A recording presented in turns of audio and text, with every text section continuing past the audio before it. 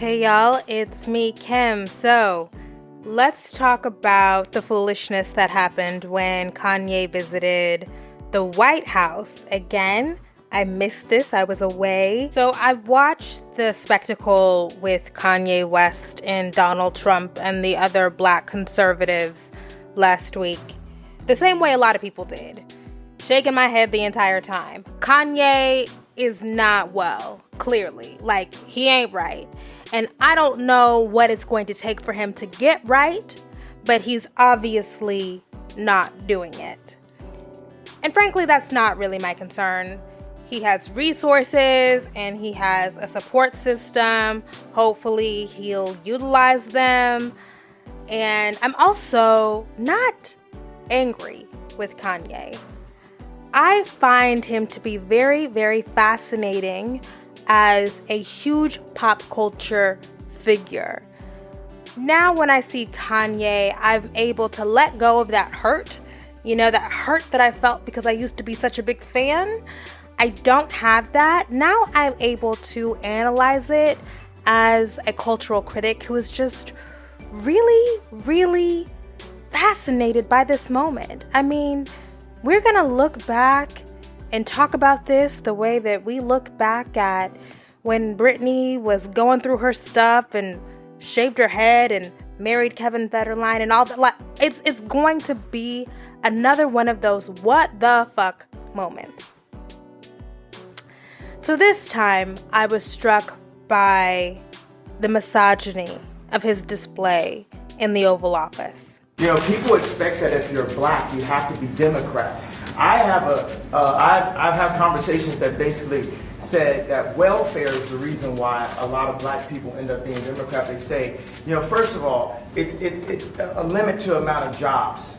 So the fathers lose the jobs and they say, we'll give you more money for having more kids in your home. But this hat, it gives me power in a way.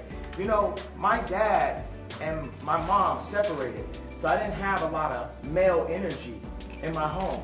And also, I'm married to a family that, you know, not a lot of male energy going on. It's beautiful though, but there's times where, you know, it's something about, you know, I love Hillary, I love everyone, right? But the campaign, I'm with her, just didn't make me feel as a guy that didn't get to see my dad all the time, like a guy that could play catch with his son. There was something about when I put this hat on, it made me feel like Superman. You made a Superman, that's my favorite superhero.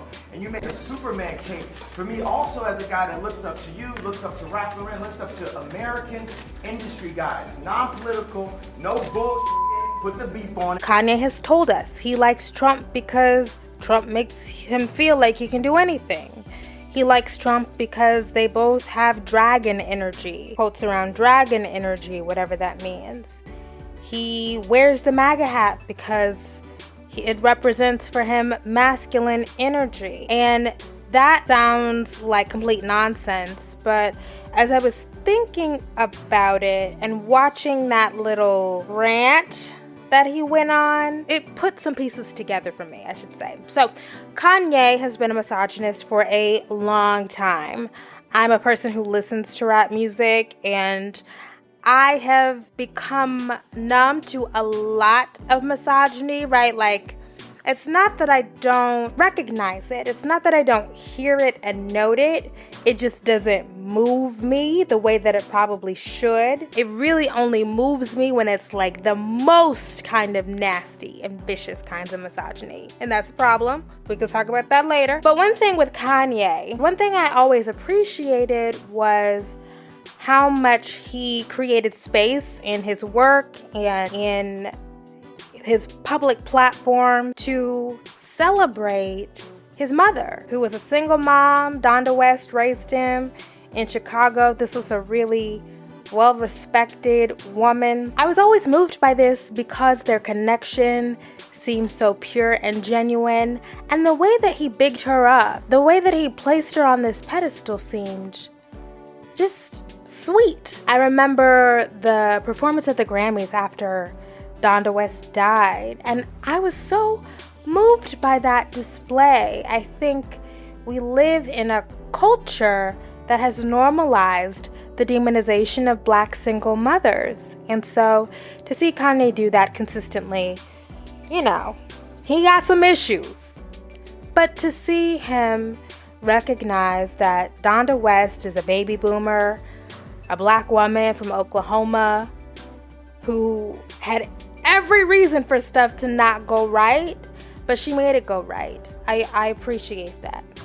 So that's why it is so weird for me to see him sitting in the Oval Office and saying this stuff, this misogynistic stuff.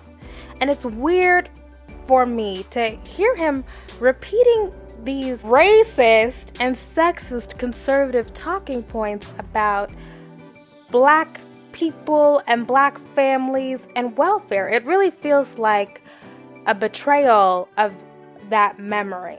And while he was sitting across from Trump saying this misogynistic stuff again, it clicked for me that this man is looking for a daddy. Kanye is just another dude with daddy issues. Our culture likes to play up the deleterious effects of not having a father in the home on girls and women, but men who feel like they missed out on a certain kind of male bonding experience take that out on the rest of us for the duration of their lives. And for Kanye, now we're seeing him glom on to Donald Trump as his new white daddy. But I think we also see that dynamic, or we saw it in the way that he was interacting with Jay-Z, and that, we're family and all of that stuff. And Beyonce and Jay-Z were like, nuh-uh. Jay-Z was his big brother, quote unquote, but it also seemed like he was looking to him for guidance in a deeper way. So if the foundation in Kanye's life is, I missed out on this formative male bonding experience, it makes sense for him to be out here saying stuff like this. And I find it to be so gross because it seems like for most of his life, Kanye has relied, probably overly so, on women. And it's like, oh, so now women aren't good enough. And this is also why I reject the idea that whatever is going on with Kanye right now is Kim Kardashian's fault. Nope. This is way older and way deeper than that. She's just trying to get her money and raise her kids. Kanye needs to tend to Kanye, because you know that man is not hands-on in child rearing. This is a man who's talking about moving to Chicago. Where your kids gonna go, Kanye? Where your kids gonna go when you move to Chicago? Anyways, the point being, back to the daddy issues. Parents are important. Bad parents fuck up your life, undeniably. And I am still so grossed out by this idea that men cannot be whole without fathers. I think it's toxic. I think it is regressive, because in 2018, when we're embracing gender nonconformity and we're rejecting strict gender roles, and now we have state-sanctioned same-sex families, I don't think that those calculations work the way they used to. You cannot fall back on that stuff the way that we used to. Sorry. Now, that doesn't mean that I have a desire to discount the hurt of feeling abandoned by your parent or of having no access to them. But we really got to think about what is going on. What is the damage when a man has no problem sitting up in the White House and saying that the slogan endorsing the first woman to ever make it to the general election for a major party in this country's history, that inspires some insecurity? That you couldn't feel good about yourself as a man because you saw a woman, literally, first time ever. You saw a woman about to sit in a seat of power? You say this as a man who has 2 daughters? That it didn't make you feel good? Come on now. This is pathology. And Kanye sitting across from the predator in chief, talking like we live in a matriarchy. We do not. He chose a family that has used every tool of the patriarchy to end up rich and famous. He likes that. That does not mean that it's a matriarchy, because Kim can get on Instagram and sell flat tummy tea and sell us her surgically altered body. Come on now. And it's crazy to see this dude who spent so much time praising his mom for being present and active join the He-Man Woman Haters Club. It is so sad. How are you resentful of the person who showed up?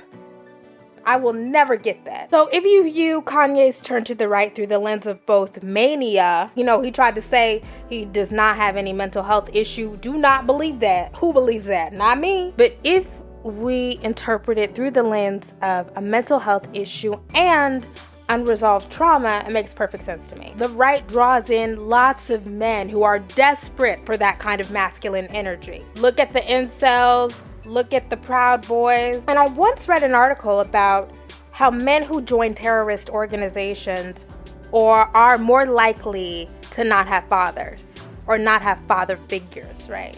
So because we still live in a patriarchy, we still live in a society that overvalues, quite frankly, that quote-unquote masculine energy. They're looking for that. They are searching for it. I say this all to say, this is just another example of why men should spend less time trying to control women and mind their own psychological issue. It's a disgrace to his mother's memory. It is weird and disconcerting that it is so normalized for men who control all of our social institutions, all of them, to be able to be out here whining about feeling unseen or oppressed. That stuff is toxic. It is toxic for our culture, and it hurts women in so many ways. I mean, there are so many ways to connect this to mass shootings, in domestic violence, in sexual assault. I mean, it's all connected. So anyways, men's daddy issues are a danger to us, literally. They make us unsafe. So anyway, y'all, that's all I have to say about that. Thanks so much for listening. Like, share, and subscribe. Become a patron on Patreon. Y'all are really dope. Shout out to the latest patron. I'm going to start doing this. Cordell Eddings, shout out to you. Buy some merch. Tell me what you would like me to talk about. Leave a comment. Love y'all. Bye.